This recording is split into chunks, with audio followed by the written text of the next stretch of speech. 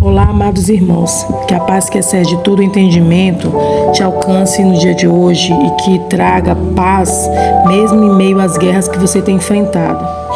Eu queria compartilhar com vocês hoje uma palavra que o Senhor me fez refletir acerca de Mateus 6,10, onde Jesus, quando ensinava acerca de como devemos orar, e o próprio Jesus ora assim: venha o teu reino, seja feita a tua vontade, assim na terra como no céu. Essa semana eu estava refletindo sobre esse modelo de oração que Jesus nos entrega e refletindo sobre Mateus 6, onde Jesus ele nos traz a revelação de que o reino de Deus é vindo a este mundo e que nele deve se manifestar a vontade de Deus, como é feito também no céu. O versículo fala que seja feita a tua vontade, assim na terra como no céu. Óbvio, no céu, a vontade de Deus ela é plena, ela é inquestionável e ela é atendida. E como nós podemos nos encaixar nesse versículo e fazer a nossa parte no processo de que o reino de Deus se manifeste aos homens? Nós precisamos fazer com que o reino de Deus se manifeste através das nossas vidas. É dessa forma que o reino de Deus vai ser revelado àqueles que ainda não encontraram a verdade. Eu preciso ser promotor do reino de Deus através da minha vida, através das minhas escolhas, através das minhas atitudes, através daquilo que eu falo, daquilo que eu priorizo, daquilo que eu ofereço ao próximo neste mundo. E eu preciso andar em conformidade com a vontade de Deus para que o seu reino se manifeste aos homens. E isso se dará através da minha vida. No reino de Deus, que está estabelecido no céu, a sua boa, perfeita vontade, ela é atendida. E eu, como servo do Senhor, como cidadão do céu, que irei participar desse reino celestial, preciso experimentar essa experiência diariamente neste mundo, onde a boa e perfeita vontade de Deus se manifesta, ainda que me custe a minha própria vida nesse mundo. O próprio Cristo nos revelou que quem perder a sua vida neste mundo, achá-la-á. Então eu não preciso ficar angustiado, triste, porque estou tomando atitudes e tendo posturas totalmente contrárias à maioria das pessoas neste mundo. Malaquias 2,16 nos revela que Deus odeia o divórcio. O texto diz: pois eu odeio o divórcio e também odeio aquele que cobre as suas vestes de violência. Em seguida, o texto continua: afirma o Senhor dos Exércitos, por isso, procedei com sabedoria, não sejais infiéis. Esse texto revela claramente que Deus, ele odeia o divórcio, porque Deus sabe a dor que é provocada diante de um ato de infidelidade de um dos cônjuges. Ora, o meu Deus odeia o divórcio. Ele faz um alerta onde ele diz que nós devemos proceder com sabedoria, não praticando a infidelidade. E quando nós estamos nesse processo de restauração de casamento ou de busca dele, nós focamos muito na responsabilidade do cônjuge, que está cego, está morto em seus pecados e delitos, está vivendo uma vida totalmente sem freios espirituais, porque ele decidiu satisfazer os desejos da sua carne. Ele, neste momento, está vivendo um período hedonista, onde o prazer está acima de tudo e de todos. Ele abandonou esposa, ele abandonou filhos, ele abandonou amigos. Todos aqueles que tentarem trazer à luz a sua situação atual, ele vai fugir dessas pessoas, ele vai repudiar também essas pessoas. No mundo novo deste cônjuge infiel e adúltero, só cabe às pessoas que aplaudem os seus atos, que concordam com suas justificativas. Só esses vão conseguir penetrar. E uma única pessoa que está totalmente contra esta visão vai conseguir penetrar esta bolha de incredulidade, de pecado e de morte. Essa pessoa se chama Espírito Santo do Senhor. porque é Ele quem convence o homem do pecado, da justiça e do juízo. Somente Ele conseguirá penetrar esta bolha e terá sucesso na sua missão. Enquanto isso, eu, enquanto cônjuge traído, o que eu preciso fazer, o que eu posso fazer? Em primeiro lugar, eu preciso interceder pela vida do meu esposo, interceder pela vida do meu cônjuge, porque estar debaixo de algo que Deus odeia atrairá a ira de Deus. Eu preciso lembrar que esta pessoa que hoje que está me magoando é a pessoa que prometeu estar comigo até que a morte nos separasse. Seu cônjuge caiu numa armadilha preparada pelo inferno para tomar a sua vida, tomar a sua alma.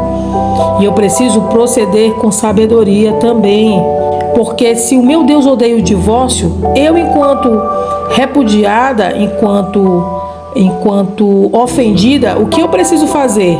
Adotar o divórcio?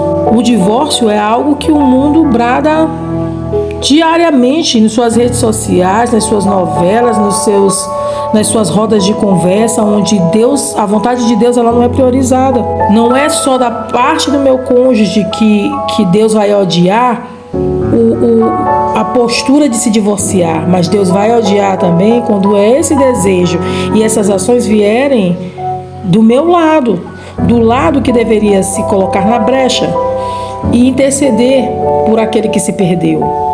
A fidelidade de uma aliança, ela exige ação de ambos os lados. O próprio Deus nos mostra isso diariamente.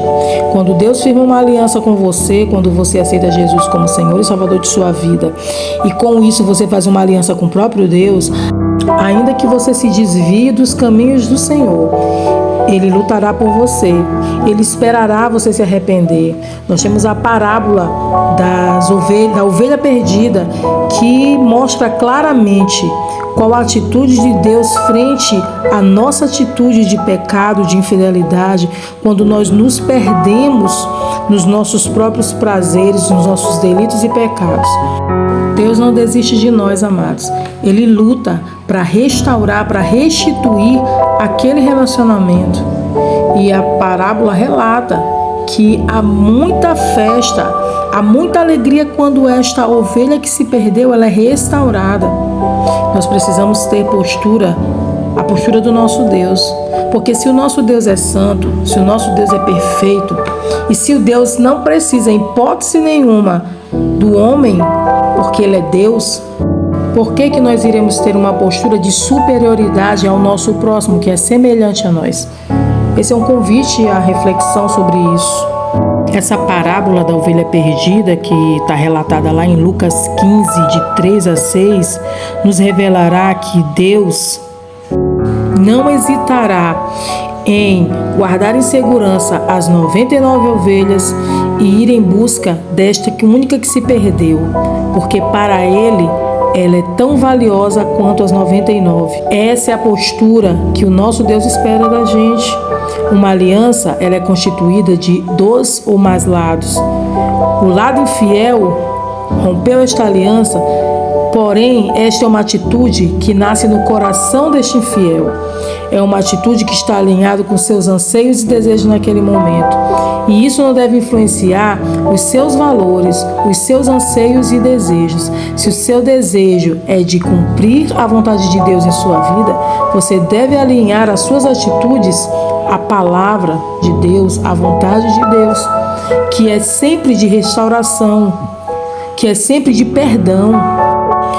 Fácil é ouvir as vozes neste mundo que dizem que você precisa partir para um novo relacionamento, que você precisa deixar este cônjuge viver a vida dele e ter todas as consequências negativas dessa atitude. Fácil é ouvir isso. Difícil é fazer com que o reino de Deus se manifeste neste mundo.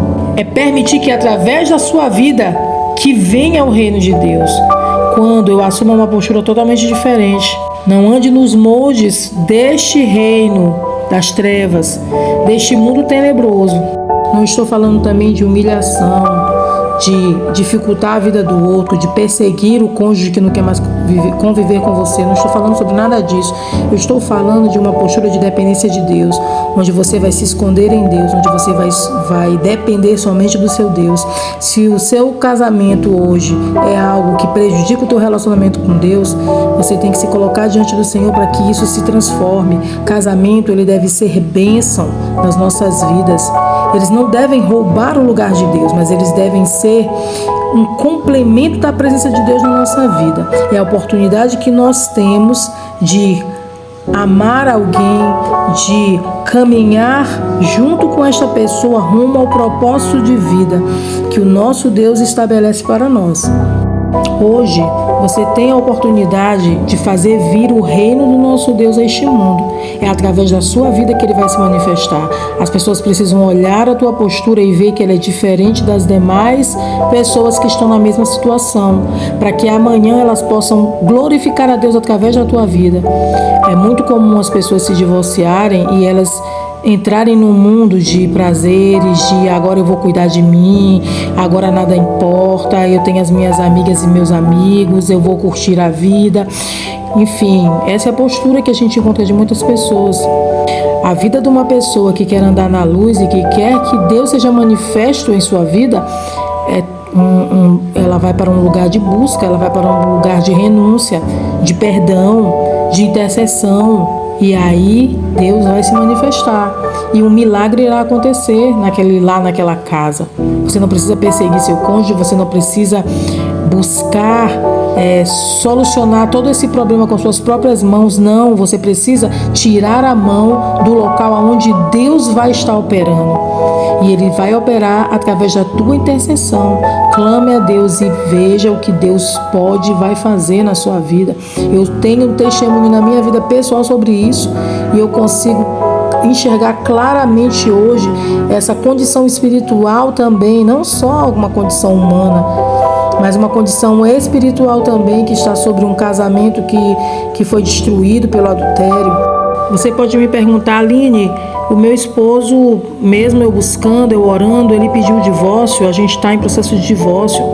Meus irmãos, em Coríntios 7,15, o texto nos diz: no entanto, se o incrédulo decidir separar-se, que se separe.